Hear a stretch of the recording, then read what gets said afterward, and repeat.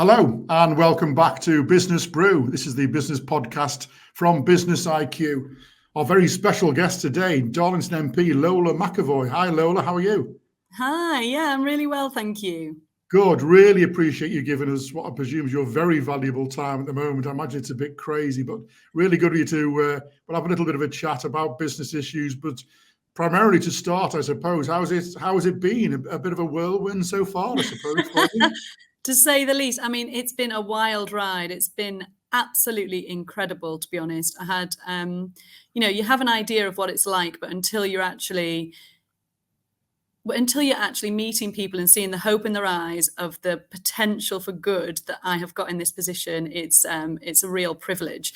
I mean, one of the things that I have to say is that I'm not a patient person, Mike. It's not I wasn't blessed with patience as a virtue. So when it's things like waiting for security vetting in order to get onto the access to the inbox and things like that, that's been quite a little bit frustrating. And I don't mind sharing with you that there was a queue that was very long with new MPs in Westminster with the IT support desk going, I can't get into anything. So there's been a few things like that have been natural teething problems. But overall, it's been an absolutely amazing, incredible journey so far. I mean, what's it like working in that sort of a place when you're in London? It looks, we see the sort of the statesman side of things with this, the grandeur, the heritage, the history and all that sort of thing. But I mean, I don't know. Do you have your own office there? I presume your own space. So you're down there most of the week, or what? You would have thought, wouldn't you, Mike, that you would have an office ready? Unfortunately, because for a number of different reasons, namely that they don't know the result, there's still MPs in offices that haven't been cleared out yet and things like that. Sure. So I have been assured that after this current recess, when we go back in September, we will have an office. But I've been wandering around with a backpack, a two-strap backpack that's filled with a laptop and iPad, my bottle of water, a million different briefings, and just trying to find a place to work. The House of Commons library, though, is members only, and someone told me about it and said, you should go to the library and check it out, and it is absolutely incredible, just like you'd imagine. It's very Hogwarts-esque, so it's floor to ceiling, beautiful bound books and lovely leather, green leather chairs and a view of the Thames. And I went in and I was burying away on my laptop, and it's just me in this little corner of the library, and in walked Jeremy Hunt,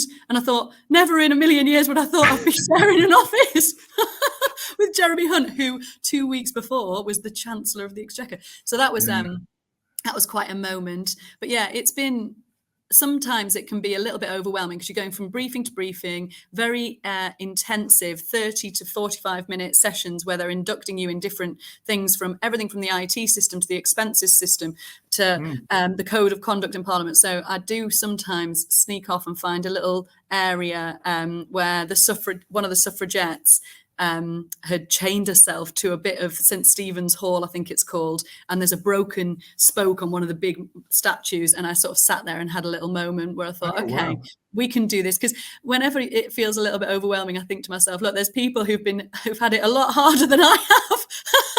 And so I certainly try and keep things in perspective, and I'm there to do good for the town, and I am determined to do that. Super. That just sounds a fascinating place to be. Let's touch on what led you here in the first place. What's your sort of general background, Lola, and when did the political side of you start to come out?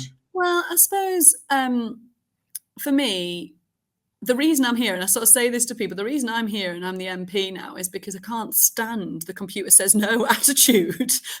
So when I've come up against, in a number of different roles, I've come up against, it can't be done that way because that's not the way it's always been done. And so, that sort of ingrained inertia, and I've always challenged that. And I've said, I believe in a better outcome for young people in our town. And because I grew up here, I know that we don't have the same opportunities as children growing up in other parts of the country, and it's very important to me to embrace the things about Darlington that are fantastic, make sure that they're available to everyone, but also to try and break down some of those barriers to opportunity for our young people here in the town. And today's GCSE results day, as we're recording this, And so I popped down to Darlington College and saw some of the young people doing their resits. And honestly, I think I'm a bit soft for this, because I was so emotional. I was like, oh my goodness me. I think they thought, who's this woman? I said, I'm the MP, but I'm actually just buzzing for you, seeing them get their results. And they've worked so hard to do so. It's a really great day, and it really puts into perspective the potential that every child has. So that's my big driving force. I think in terms of my background, I worked for the Living Wage Foundation, which is a national organisation, a charity, and it's the business-facing arm of the Living Wage campaign, which is about working with businesses to engage with them on the idea that if you pay your lowest paid staff enough to live on, they are highly motivated and you save money in retention and productivity. And time again, businesses would come forward and say it's been transformational for their organization. So I did a lot of work there, and that inspired me. Off the back of that, I decided that I wanted to get my hands a bit dirtier and decided to go to the trade union movement. And I worked in the pandemic. I was tasked with looking after hospital cleaners, porters, security guards, and outsourced workers from the NHS and social care workers. So I managed to get 4 government U-turns, the campaigns that I worked on. Obviously, it wasn't just me, but that really spurred me on to put myself forward, because when I saw what people were expected to do for such little reward, I thought we needed to change the way that we were respecting lower paid workers specifically in our public sector. So that was a big driving force. And I also, I've been involved with the Labour Party. It was my first job out of university, was working for Jenny Chapman, who was the MP. I worked for her a long time ago. I worked for her. So I got interested in politics then. I've always been from a Labour family, not members, but always Labour. So I'm very pleased with the result nationally, as you can imagine, and the cohort of talent that's come through. It's a real privilege to be amongst them, because it's a new cohort of people who are hungry for change. So I think they're determined. Going into politics isn't easy, and especially as a woman, you do have to take extra security measures. That's been quite intense, having the security briefings. And I think everybody that I speak to in my cohort is very determined that if we're going to take on this personal risk, that it's going to be worth it. And we want to do good with the positions that we've been given. Yeah, I mean, it is an astonishing opportunity in that we can't avoid the word role model. The phrase role model, because that's a lot of those people, a lot of the young people you were meeting at Darlington College will be looking to you. We have an old adage in newspapers called "like me," which is people read a story and say, oh, that's just like me. I might do that. And maybe if this person can, I can. To think that there's hundreds of young people, young boys and young girls, looking at you and thinking, local person now representing that town. That aspiration, that's a hugely valuable thing, to keep that going and to keep that aspiration here in the region, of course, and not have people have to go somewhere else. Exactly, Mike. And I think you've touched upon it. Really, you've articulated that really well, because for me, I'm a firm believer, if you can see it, you can be it. So I say to everybody, when I meet the young people, I say to them, one of the reasons that I'm doing this is so that you know that this is an opportunity for you as well. And one of the things that I want to set up, though I haven't signed it off with the schools yet. So please, if you're listening and you're a head teacher, I am. This is an invite coming into your inbox very soon. So I'd really like to set up an online safety forum, because the thing that I really noticed I'm 36, so I still class myself probably clinging on now by the skin of my teeth to youth, but I still class myself, I still feel young. And I've, worked on digital platforms and worked in digital comms, used those platforms for my whole career. So I'm not shy of them, but I am definitely out of touch with what the young people are using. And I think it's a big threat coming down the line, certainly for their mental health and resilience. And we're seeing school refusals going up in the area. We're seeing children's mental health as a massive issue. And for me, I want to do everything that I can to address that. So I'm keen to set up an online safety forum ran by the young people in year 11, where they come and meet me and tell me is going on and how to fix it. And then my dream is that they will then help me write the speech that I address Parliament on their behalf about. And so I want to also open those doors to opportunities for young people from our town. I think as well, in terms of the resilience point and the vision for that Labour have got for this government and this Parliament, one of the big things I want to address for business is the skills gap. So we're hearing a lot about this green industrial revolution. It's a big part of what I care about. I want people in our town to know what their industrial future looks like, to be able to see it, smell it, feel it, breathe it, and know that it's theirs. We have a proud industrial history here in the town, but I'm damned if it's going to be confined to the history books. I'm very, very clear that I want to spend a lot of my time trying to ensure that we have good green industrial jobs coming to the area. But when I'm speaking to businesses, and you'll know this, they're saying to me that they're concerned about the skills gap. So I'm doing a lot of work to try and make sure the left hand's talking to the right hand. And my experience in the trade union movement was always that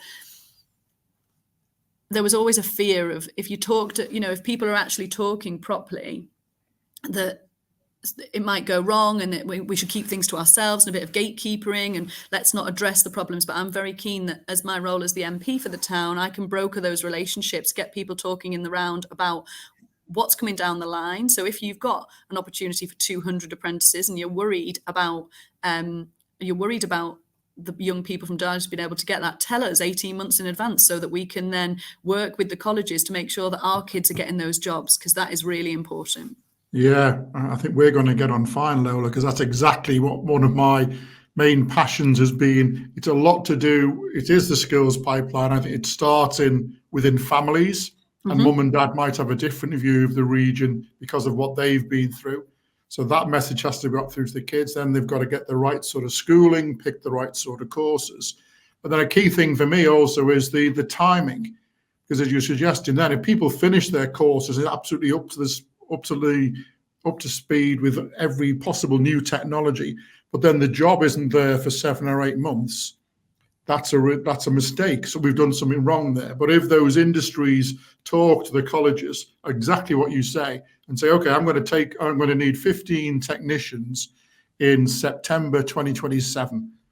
Right, okay, let's work back from that. And my vision would be that, we've got these fantastic young people in our town, and my vision would be that they've got loads of choice.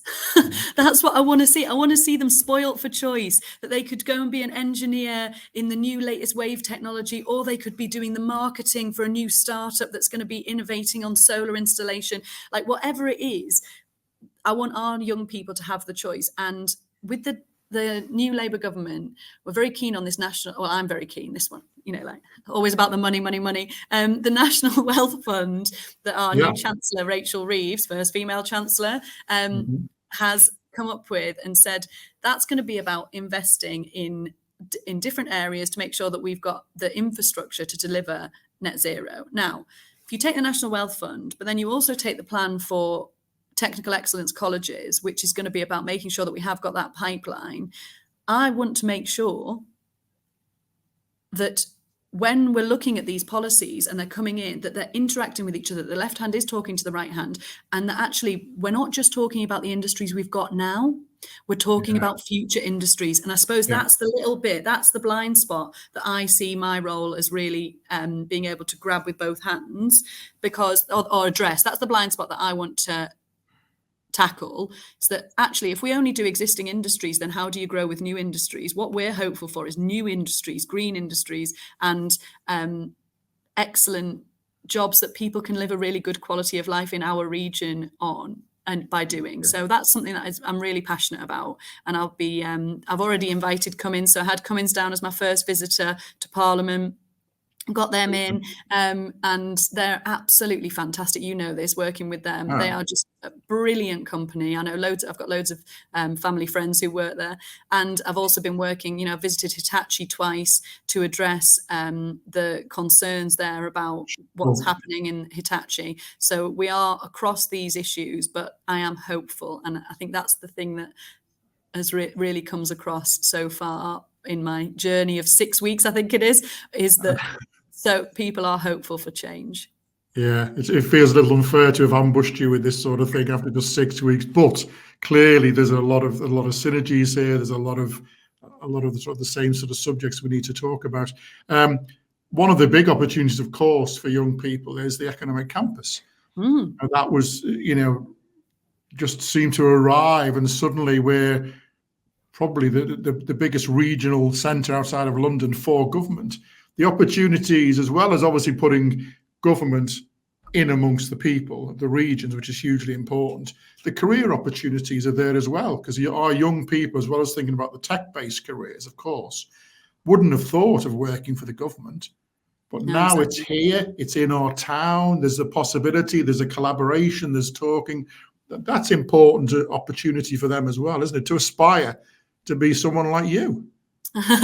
Well, exactly. I mean, I think the civil service jobs that have come to the area are absolutely fantastic. We've had civil service jobs in Darlington for a number of years. Sure. But I think what's important is that, Rachel Reeves has come down to Darlington and said what I call her second office in the town. And she said she will be here. She is very, very keen on the devolution agenda. And it has to be more than just buzzwords.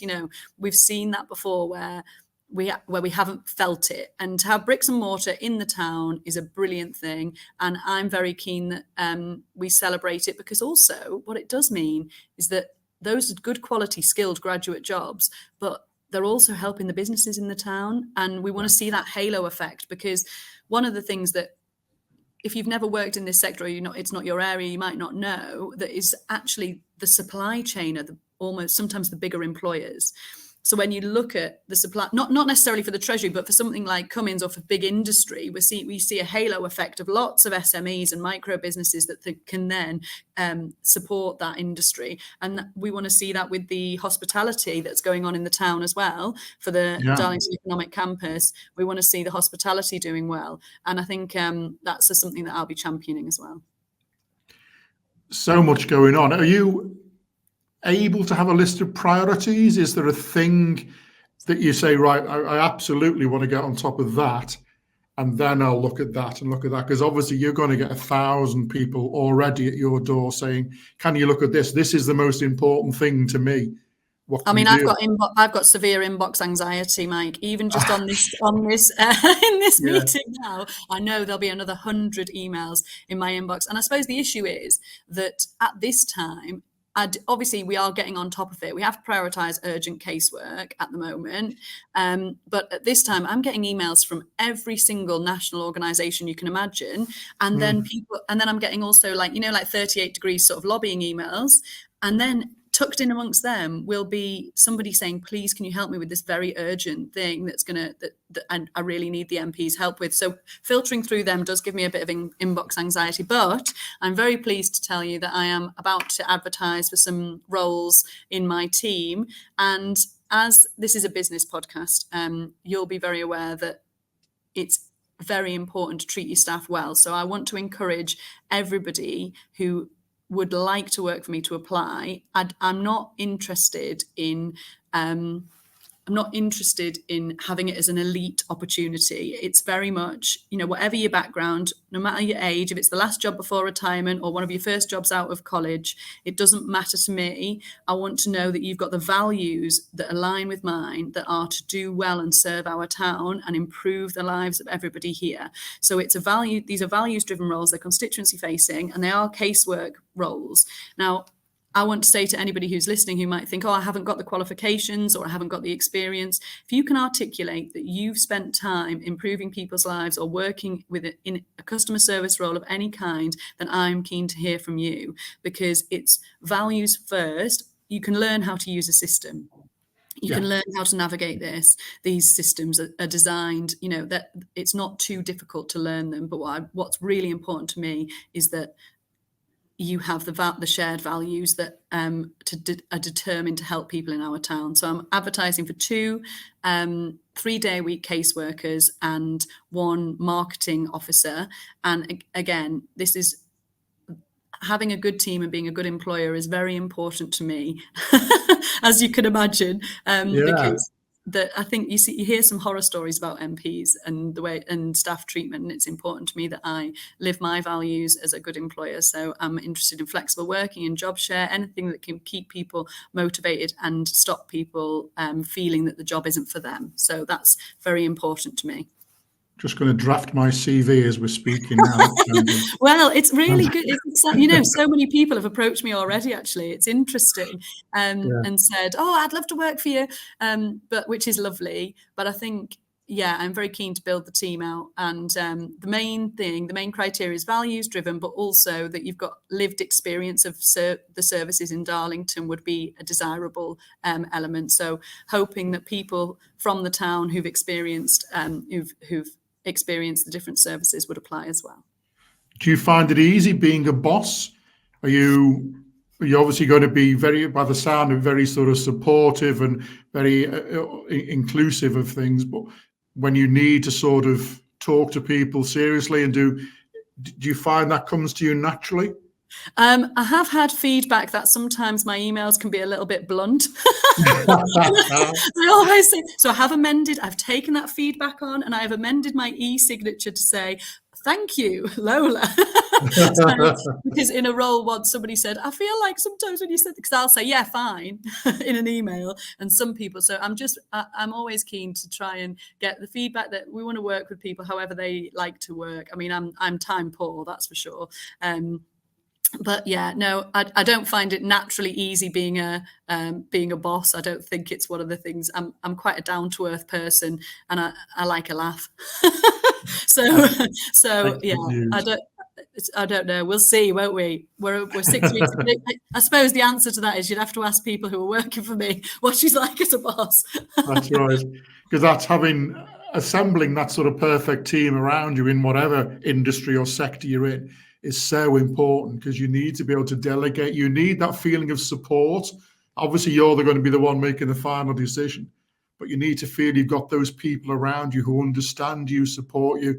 That's hugely important. You mentioned before about the stress that young people are under. MPs, of course, under a massive amount of stress. So having people around you, as I say, in any industry, hugely important to find that right mix of team, isn't it?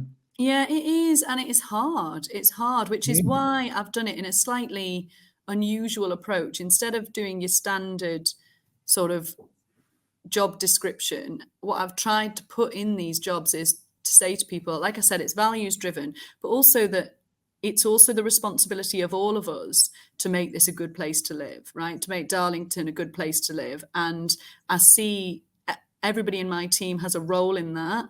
It's not just I want them to feel a bit of that responsibility as well for the town doing well.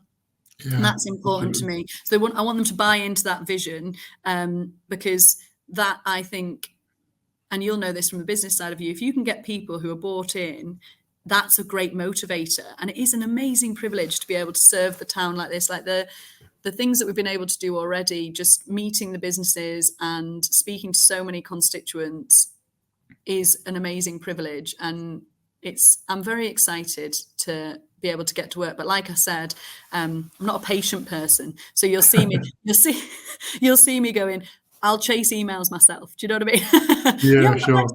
But no, I think it's going to be a really exciting time. And I think there are a lot of issues. In terms of priorities, you mentioned before, the two priorities for me that I would like to see at the end of the 5 years that I could hold my hand on my heart and say I've been able to champion. One of them is decent mental health services and a better attitude to mental health in the town. I see myself as in a position of privilege that I can address some of the issues that I know people are facing. I think a lot of it is about stigma, but there's also big problems with waiting lists, and I want to be a champion for better mental health services and better mental health in general. And in the King's speech, I didn't get to go into the Lords, and it was this big ceremonial thing. The King was in the House of Lords, and you walk, and I said, how do we get in? And they said, you'll be lucky, every man and his dog's getting in, you're just a newbie. Yeah. But I stood outside, and you could see in the lobby, and you could see the screen. I heard the King say, we're going to have mental health and physical health parity in this Parliament. And it just struck me right in my heart, because I thought, People have been waiting for that for a very long time. And this isn't just about mental health crises. It's about everyday mental health and doing the things we can do, the easy things we can do to prevent mental health crises and mental health deteriorating. And actually, the last 5 years for people have been very, very difficult. So with the pandemic, that has had a big effect on, we've got lasting effects, we've got economic effects, but actually on everybody. That's something we went through collectively. And the impact of that will be long felt. And I am keen that we make sure that we talk about mental health in a positive way. And I went and visited the Belburn Lane allotment, the women's shed in the allotment, which is run by Groundworks, a charity. And they do 2 days a week doing this allotment. And the women there were telling me it's transformative, doing something that is just simple, honest, and like open environment, and you can get on with it. And then the impact on your mental health is significant. And I think these things, the sort of social prescribing things, alongside obviously decent, high quality, proper NHS services that are supported as much as they can be, will make a difference to people. So there's the mental health side and the green industry side, because I do think as well, one of the big impacts on young people's mental health is a lack of hope.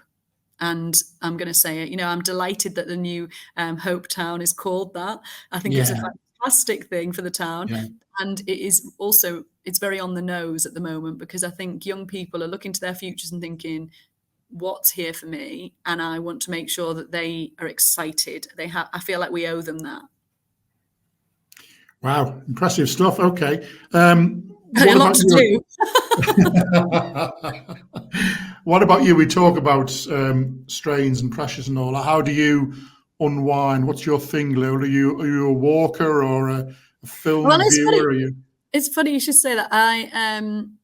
What I try and do when I can is a bit of outdoor swimming. That's my like factory reset button, is a bit of cold water outdoor swimming. And I think in recent times it's been more and more difficult with the sort of sewage situation. You don't want to end up. Yeah.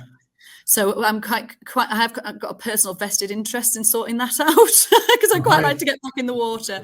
But what I tend to do, we like to get away to the Lake District.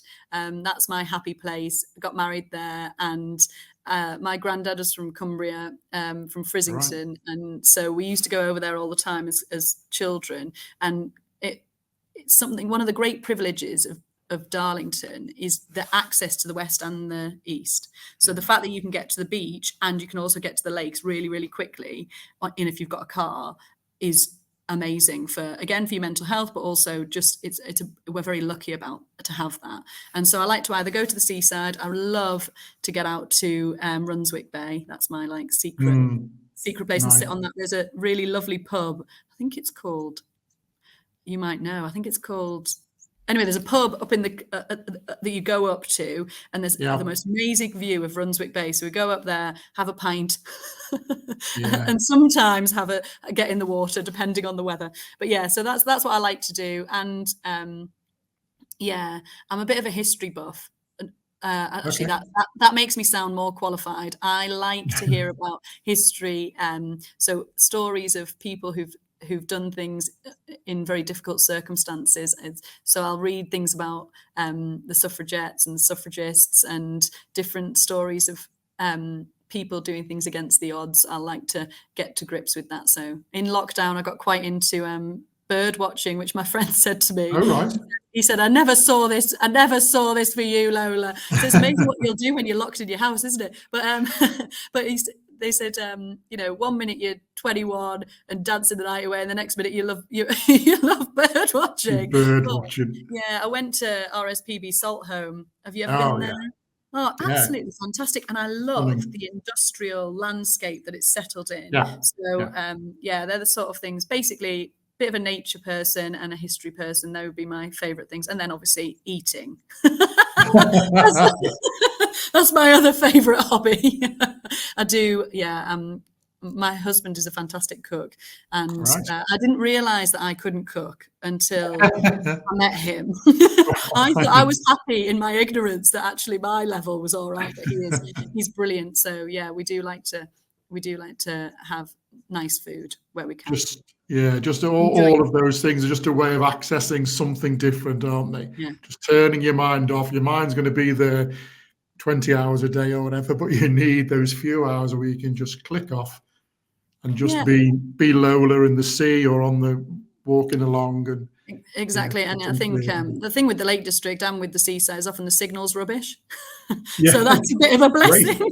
Fantastic. Nobody could reach you. No, exactly. Well, listen, that's been absolutely super, Lola. We wanted to get to meet you, wanted to sort of hear your thinking, and obviously found what we have found, which is that pure passion for the job and for getting things done, for helping the region grow. That's clearly evident. So thank you very much for your time, and I hope we'll meet again soon. I'm sure we will. Absolutely. Thank you very much for having me. And cool. Get everybody who's listening to apply for the jobs. I imagine you'll have a little list building up. Yeah, we'll try and play our part. Thanks, Lola. This is Business Brew, the business podcast from BUSINESSiQ. Very many thanks to our special guest today, Lola McEvoy, and we'll see you again soon. Cheers. Thanks very much.